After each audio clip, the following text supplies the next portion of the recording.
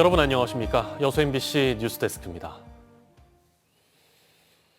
카타르 월드컵 조별리그 두 번째 경기 가나전에서 우리 축구대표팀이 아쉽게 졌습니다. 하지만 팬들과 후배들은 2대2 동점을 만들어낸 선수들의 투혼이 포르투갈을 맞아서도 발휘될 수 있을 걸로 믿고 있습니다. 임지은 기자입니다. 월드컵 조별리그 상대 가나에 뒤진 채 시작된 후반전 경기. 선배 조규성의 날카로운 헤더슛이 골망을 뚫자 광주대 후배들이 환호를 지릅니다. 대한민국! 대한민국! 대한민국의 첫 골이 터진 지 3분이 지난 시각, 해결사는 다시 조규성이었습니다. 후배들은 월드컵 한 경기에서 사상 첫 멀티골을 터뜨린 선배의 활약이 믿기지 않습니다. 오늘 경기력이 너무 좋아가지고 지금 많은 대한민국에서 축구하는 선수들, 학생들 좋은 본보기가 됐을 거라고 생각합니다.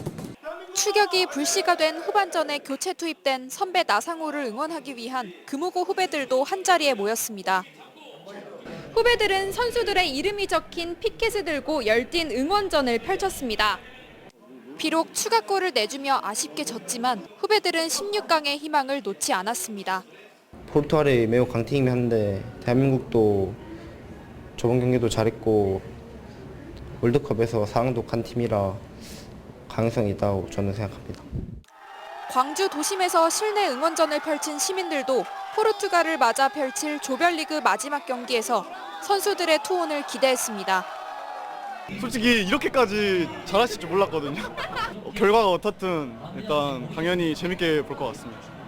16강에 오르려면 경우의 수를 따지기에 앞서 피파 랭킹 9위 포르투갈을 반드시 이겨야 합니다. 2002 한일 월드컵 조별리그 마지막 경기에서 강호 포르투갈을 꺾고 4강 신화를 써냈던 만큼 이번에도 집중력을 발휘해 원정 두 번째 16강 진출을 달성할 수 있을지 기대가 모아지고 있습니다. MBC 뉴스 임지은입니다. 정부가 총파업을 벌이고 있는 화물연대에 업무 개시 명령을 내리면서 전남 지역도 오늘 오후부터 현장 합동조사단의 현장 조사가 이루어졌습니다. 전라남도에 따르면 이번 업무 개시 명령 발동에 따라 국토교통부와 경찰, 지자체로 구성된 합동조사단은 전남 지역 시멘트 업체 6곳을 방문해 현장 조사와 함께 업무 개시 명령서를 전달했습니다. 이번에 방문한 시멘트 업체 가운데 전남 동북과는 순천 2곳, 광양과 여수가 1곳씩 포함됐고 업무 개시 명령을 거부하면 3년 이하의 징역이나 3천만 원 이하의 벌금 등 형사처벌이 내려질 수 있습니다. 시멘트 분야 운송 거부자에 대해 정부가 업무 개시 명령을 내린 것을 두고 지역 정치권의 비판이 이어지고 있습니다. 민주당 전남도당 노동위원회는 오늘 성명을 통해 안전운임제 일몰제 폐지와 품목 확대 논의 등을 외면한 정부가 이번에는 업무 개시 명령을 내려 화물 노동자들의 파업을 불법으로 몰고 있다고 비판했습니다. 진보당 전남도당도 성명을 내고 사상 초유의 업무 개시 명령은 국민의 기본권을 침해하는 반헌법적 행위이자 일제강점기 전시동원 체제의 부활이라며 이를 즉시 철회하라고 요구했습니다. 민선 8기 새롭게 출범한 기초의회가 한 해 가장 중요한 업무인 행정사무감사와 예산안 심사에 들어갔습니다. 행정에 대한 견제와 감시, 시민들의 알 권리 보장을 위한 지역사회의 다양한 요구들이 이어지고 있습니다. 문영철 기자입니다. 행의정 모니터 요원들이 시의원의 질문과 공무원의 답변 내용을 꼼꼼하게 기록합니다. 민선 8기 첫 행정사무감사에 맞춰 광양지역 시민단체는 시민 모니터 요원을 선발해 시의원들에 대한 평가에 들어갔습니다. 꼼꼼하게 예산이나 사업에 관해서 질문하시는 의원님들도 계셨고 또 어떤 의원님들은 질문도 좀 짧고 광양시 의원 14명 가운데 올해 처음으로 의회에 입성한 초선 의원은 9명. 방대한 시 행정 전반을 깊이 있게 검증하는 데는 어려움이 있지만 감사원 감사 등에서 지적된 내용들이 제대로 개선되고 있는지 확인하고 성황 다목적 체육관 건립 사업과 같이 행정 절차가 지켜지지 않은 사안에 대해선 명확한 재발 방지 대책이 마련되도록 시의회가 적극적인 역할을 해야 한다는 게 시민단체의 기본적인 요구사항입니다. 지금까지 문제 해결이 안 됐던 부분에 대해서는 좀 책임 있게 문제를 좀 해결해라. 꼭 꼬집고 좀 나가고 절차를 무시하는 그런 행정이 되지 않도록 거기에 대한 부분들을 꼼꼼하게 좀 챙겨줬으면 하는 바람입니다. 다음 달 1일부터 시작되는 순천시 의회의 행정사무감사를 앞두고 순천 지역 시민단체의 요구사항도 구체화하고 있습니다. 시민단체는 우선 넉 달 앞으로 다가온 순천만 국제정원 박람회의 사업 계획과 예산이 적절하게 수립됐는지 심도 있게 검증해야 한다는 입장. 또 여전히 명확한 해법을 찾지 못하고 있는 쓰레기 처리장과 최근 논란이 되고 있는 순천만 자벌드 국가정원 직원들의 고용 불안 문제 역시 행정사무감사에서 다뤄야 할 중요 사안으로 꼽고 있습니다. 위탁업체의 책임으로 넘기는 것은 순천시의 책임 있는 행정이 아닙니다. 순천시 의회가 중재를 통해서 이 문제를 좀 해결할 수 있다라고 볼 수 있거든요. 이와 함께 시민단체들은 기록이 남지 않는 서류식 행정사무감사를 모두 공개 회의식으로 전환하고 시민들의 알 권리를 보장하기 위해 행정사무감사 전 과정을 유튜브 등으로 생중계해 줄 것을 민선 8기 기초의회에 요구하고 있습니다. MBC 뉴스 문형철입니다. 여수세계 박람회장 사후 활용 주체를 박람회 재단에서 항만공사로 승계하기 위한 절차가 시작됐습니다. 개정된 여수세계 박람회법에 따라 여수박람회 재단의 모든 권리와 의무를 여수광양 항만공사로 이관하기 위한 이관위원회와 이관추진단이 새롭게 구성된 데 이어 오늘 이관위원 위촉장 수여 등을 위한 첫 위원회가 열렸습니다. 이관위원회는 여수박람회법 시행까지 6개월 동안 여수박람회장의 재산가액을 확정하고 여수박람회 재단의 해산과 청산, 박람회 선투자금 3,700억 원에 대한 상환 방법 마련, 박람회 재단 직원들에 대한 고용 승계 등 구체적인 이관 절차를 진행합니다. 학생 수가 계속 줄면서 문을 닫는 학교도 늘고 있습니다. 문제는 폐교가 된 뒤 이렇다 할 활용 방안이 없어 방치된 곳들이 적지 않다는 건데요.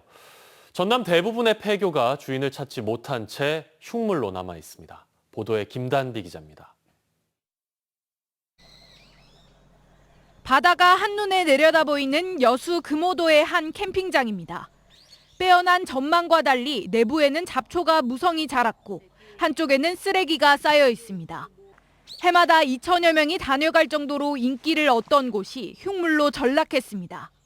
지난 2000년 문 닫은 폐교를 한 농업회사법인이 위탁받아 캠핑장을 조성했는데 지난해 1월 사용기간이 끝나면서 방치되고 있는 겁니다. 캠핑장 운영이 종료됐음에도 불구하고 보시는 것처럼 일부 시설들이 그대로 방치돼 있습니다. 이처럼 사라지는 학교 속도에 비해 폐교 활용은 지지부진합니다. 전남 도교육청 소유 폐교는 129곳, 올해만 섬 지역을 포함해 5개 학교가 문을 닫았습니다. 하지만 제대로 활용되고 있는 곳은 전체의 3분의 1인 44곳에 불과하고 나머지 85곳은 애물단지로 남아 있습니다. 활용이라는 것이 선제적으로 대응을 해야 되는데 미리 준비 못한 부분도 있습니다. 민관이 협동해서 함께 지속 가능한 폐교 활용에 대한 모색이.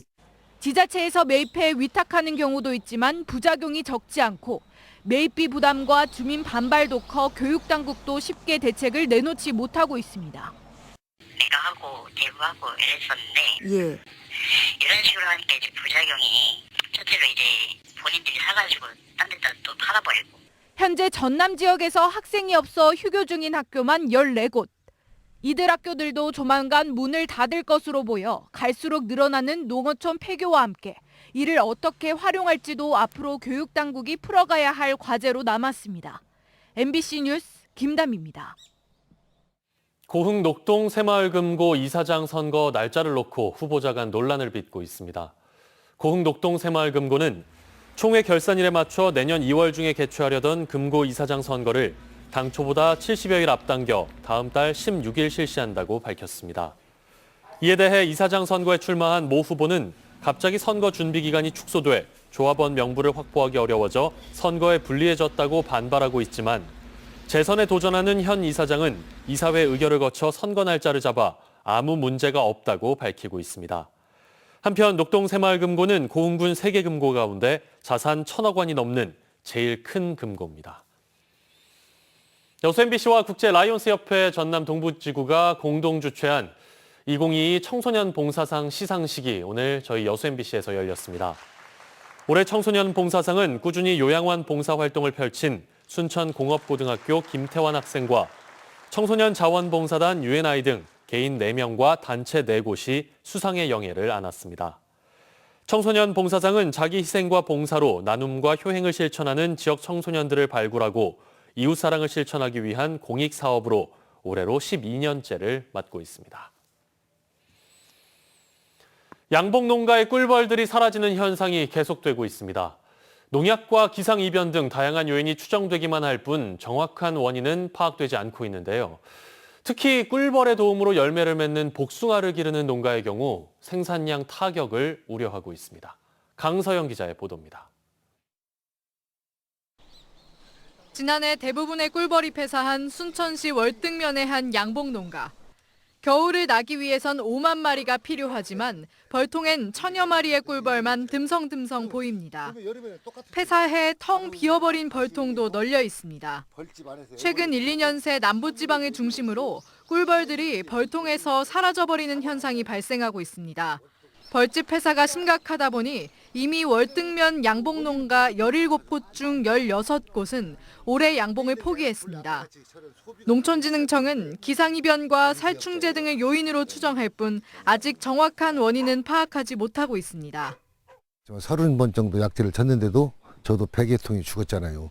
여러 가지 낭설이 있는데 어떤 딱히 정확한 원인을 분석을 못하고 있습니다. 꿀벌 실종은 복숭아 농장에도 영향을 미치고 있습니다. 복숭아꽃 자연 수분을 위해 꿀벌 40군을 키웠던 한 복숭아 농장. 하지만 올해 꿀벌이 모두 사라져버려 복숭아 수분에 어려움을 겪었습니다.